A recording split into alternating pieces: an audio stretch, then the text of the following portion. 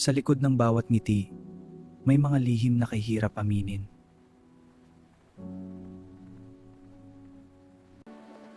Ana, ang aga mo ah. Hindi ka na naman kumain, no? Okay lang ako, hindi lang gutom. Sigurado ka? Maputla ka eh. Class, focus tayo. Ana, saan ka pupunta?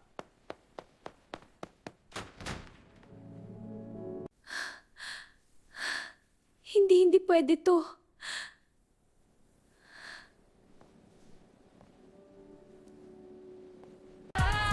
Trust me, Ana. Mahal kita. Ano bang ginawa ko?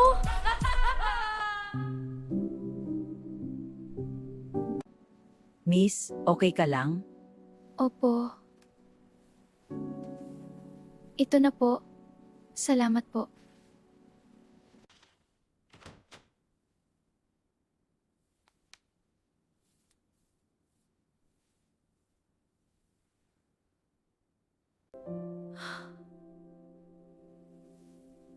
Hindi.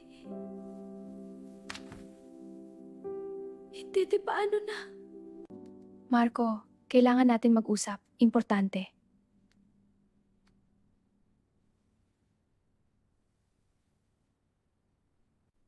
Ana, bakit parang wala ka sa sarili? Pagod lang po.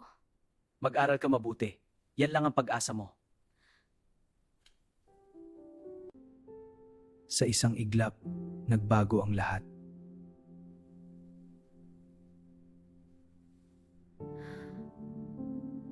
Marco. Paano haharapin ni Ana ang katotohanang hindi na niya maitatago?